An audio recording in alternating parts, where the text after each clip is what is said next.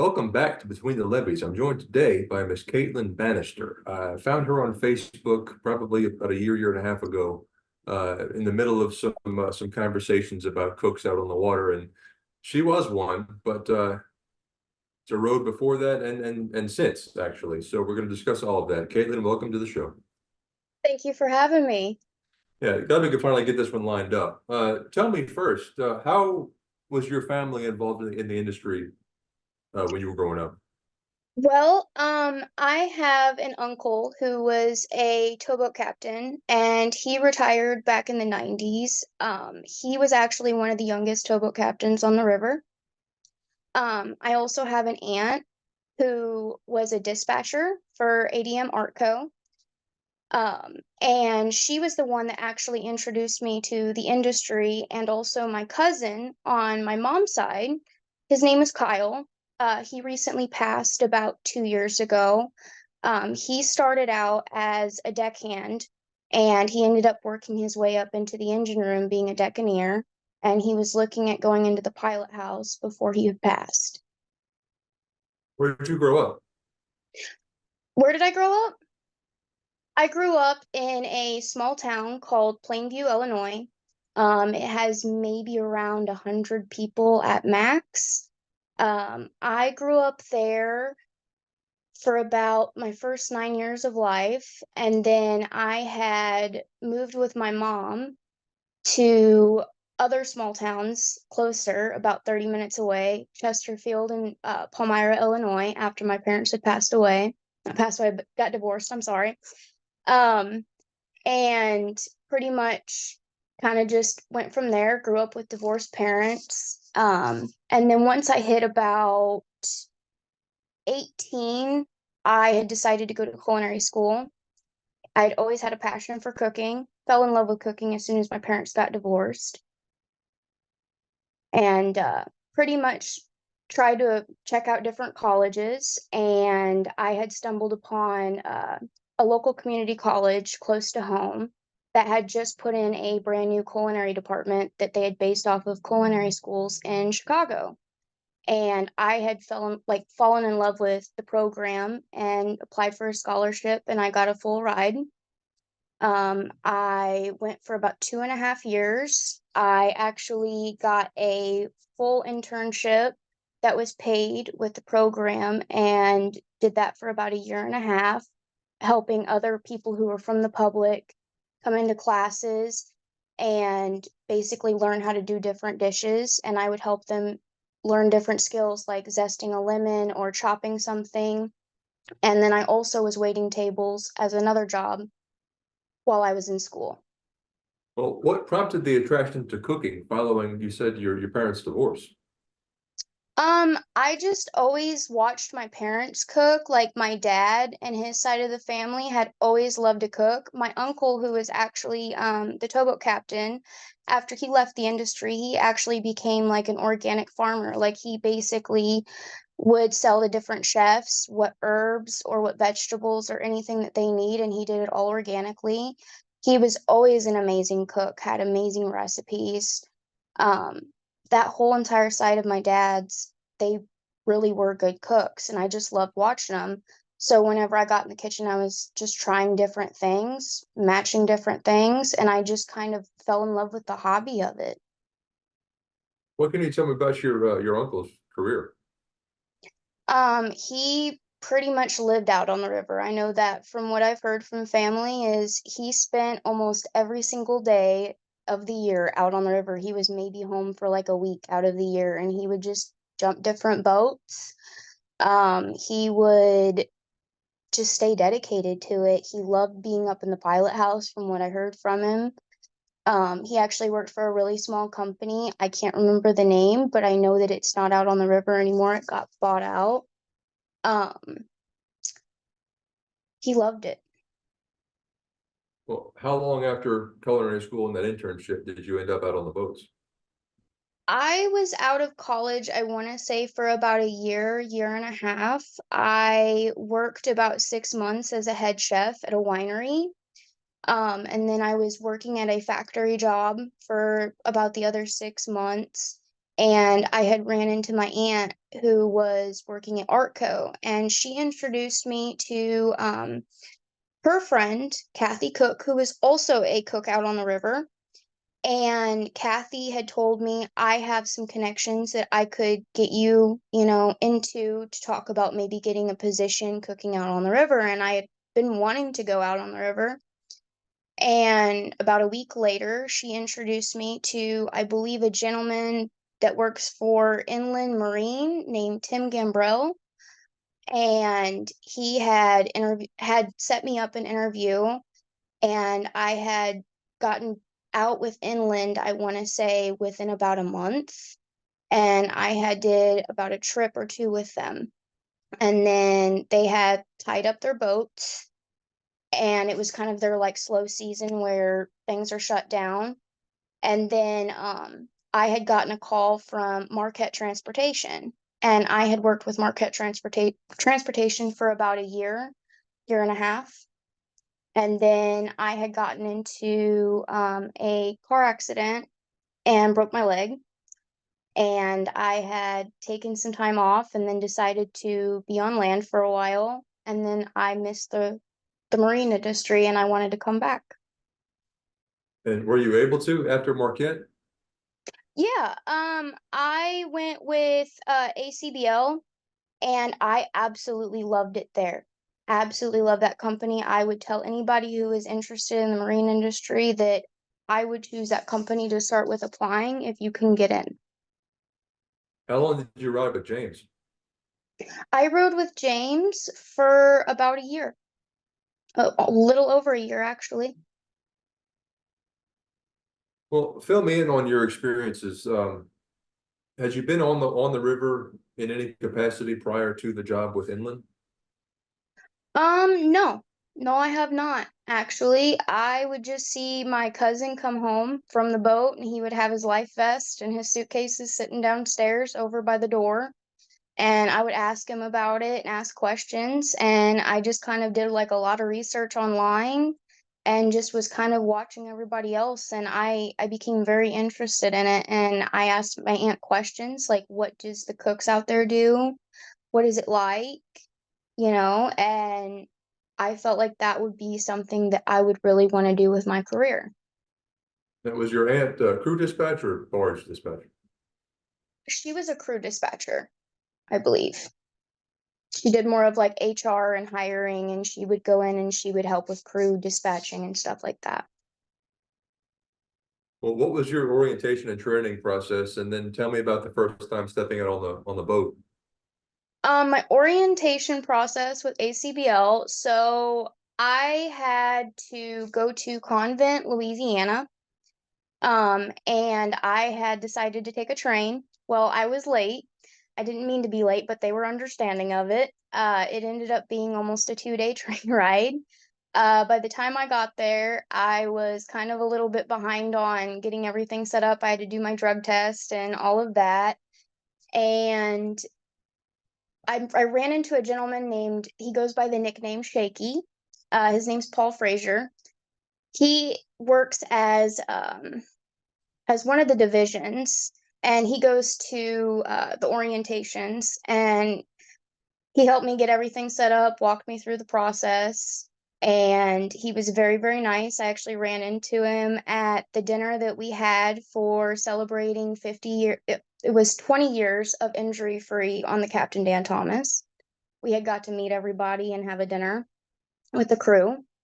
Um, so I went through that orientation process, and I was there at Convent. I was supposed to be there for, I believe, a full week. They ended up by the second day, since I had already had experience, had sent me out to a training boat, because that was the second step of being like in a cook's orientation. You go out and you ride with a cook for as long as 2 weeks, and you work with them and get to know, a schedule and stuff like that. I rode with the cook on her boat. It was about a week. And then I had gotten an email from my dispatcher that they were sending me to what would be my regular boat. And I rode that boat, which was Captain Dan Thomas, for about 3 weeks. The orientation and training and combat, was that back in the galley, the crew galley? We as cooks, honestly, there we did a lot of like just our paperwork, and then if you were already finished with your paperwork in those first couple days and you haven't gotten your boat assigned yet, then you would help out in the kitchen with the other cooks. Do you remember the name of the first boat you hopped on for training? Oh, I am having a brain fart on that. I'm gonna be honest with you. I really am. That's no problem at all. But how was that stepping on the water for the first time, and where were y'all riding? We were in the lower. I know it was around New Orleans. Because it was not a very long crew van ride. It was actually pretty awesome getting back out. It was super, super hot, and it was still around the time that they were still checking our temperatures for COVID and doing all of the COVID rules. It was so hot outside, they almost thought I had a fever. So I had to wait for about 20 minutes and get my temperature rechecked. It was kind of funny. And then they went through like my orientation, showing me where all of the fire alarms are, showing me where, all of the fire extinguishers, doing all of my, new onboarding orientation when you get on the boat. And then when you made your way onto the Dan Thomas for 3 weeks, how long did it take you sort of to acclimate to the schedule, to the people, to the meal planning, all that stuff? So I got to ride about a good week with my regular crew, and then I had to ride 2 weeks with the other crew. And the first week that I had rode with my crew, I was getting pretty acclimated to the schedule because of the training boat that I was on. But the whole entire week that I was on there, I was a nervous wreck, like mentally, because I figured, oh my gosh, do they actually like my food? Are these guys, do they like me so far? I was like nervous about it. And then by the end of the week, when they were getting off the boat, they said, "You did great. You were awesome. We want you back." And I was like, oh, so thankful about it. Um, and then I had rode with the other crew. They were very, very nice. The only sad part is about a week into riding with my relief, we ended up getting COVID. So we had to go on basically like lockdown, and we were locked to our rooms and had meals delivered to us. It was very interesting. And then after I was released by the doctor that I could get off the boat, I went ahead and got off the boat, and it was my crew change. Um, but then I took my 28 days off and I rode again with my crew. And I would say it took maybe about a trip or two before I started kind of seeing like their full personalities. It was pretty awesome. They were the best crew that I think I have ever rode with on my whole entire river career, and I have rode on several boats. Um, Especially being a relief cook for Marquette, you float around a lot. Uh, I absolutely, if I went back out on the marine industry, I would love to have a crew just like the Captain Dan Thomas. That was the best crew I think I've ever rode with. Any good stories come to mind from your time with Inland Marquette and ACBL about maybe the guys cutting up around the galley table, or any antics going on the boat? Um, on the Captain Dan Thomas, they would always try to crack jokes with each other. We would always give these two deckhands so much crap. It was hilarious. They were best buddies back home. They lived in Alabama. Their names were Brady and Carson, and we would always just all pick on them all together, and we would all laugh about it. Thought that was hilarious. Um, the guys would always pull pranks on me. It was hilarious on that too. Like they would come in and try to scare me while I was in the galley cooking, or they would always be like, "Can we please do this?" Or they would always invite me to watch movies or TV shows when we were on our off watch. And I even remember there was one crew member everybody would always give me crap about because we were just very good buddies. They called us work husband and work wife. His name was Jeremy. Um, Very, very nice guy. He was probably one of my favorite crew members on our crew. He was the lead deckhand on our crew. I still, to this day, still check on him, see how he's doing. I still check on a lot of the crew, see how they're doing. I believe they have another cook with them, and I heard that she's very, very good, and I'm very glad to hear that. Um, I miss it out there, I do. Well, what caused you to get out of the industry? At the time, I was going through a divorce and it was taking a toll on my mental health, and I felt that my guys deserved to have better at the time. And I was also in the process of dealing with, in the state of Illinois, there is custody arrangements of animals, and I was dealing with stuff with that with my ex-husband. And I had also been looking at, a job that was at home so I could be closer to my family since it was just me now. And it was a better decision on my part to do that for me. What have you been doing since? Since I left the river industry, I had been trying for a state job for about a good 6, 7 months. I had just in March gotten a call and started with the state at Fox Center in Dwight, Illinois. I live in Streeter, which is about 30 minutes away. I had packed up and relocated there from Springfield, where I was living in an apartment. And I've been working here in this area, living in Streeter for about, I want to say 3 months now, 4. And I cook for the developmentally care at this facility, and they are on a dysphagia diet. So I puree food, I do it in like small little bites, that kind of thing.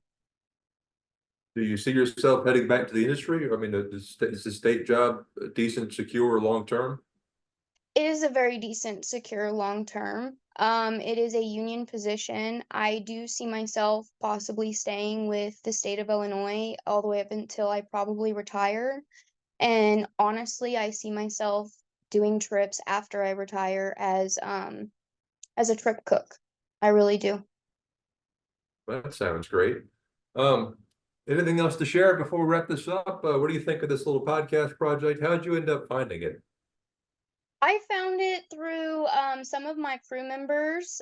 They would actually share other past episodes, and I was actually kind of watching it a little bit before James had mentioned it one time in the galley. Um, he used to always come down a little bit earlier than the guys for dinner time, and we would always talk about stuff and talk about the industry. And I had learned a lot from James. He was my river mentor. Another gentleman that worked in the industry, his name was Dalton Lyon. He was a pilot, and we would always stay in touch on Facebook about workout stuff because I always worked out all the time. I actually lost 80 pounds in the year that I was on the Captain Dan Thomas, and he would always send me workouts. We would talk about the industry. I actually talked to him about ACBL and coming to work for them, and he was very, very glad that he had made the switch, actually. Um, I think that the podcast is great. I think that it actually brings more attention to the industry and it helps other people learn about it because towboating is it's kind of in the back. Nobody really notices towboating and transportation. They always just see truck driving or, other ways. So they have really no idea how much transporting we actually do and how much it actually helps. So I really, really thank you for having this podcast. And thank you for being on it. Sorry it took so long. I'm sorry about that. It's no problem. Life happens. I do appreciate your time this morning. Life does happen. Yes, ma'am. This has been a production of Where You At Studios, LLC.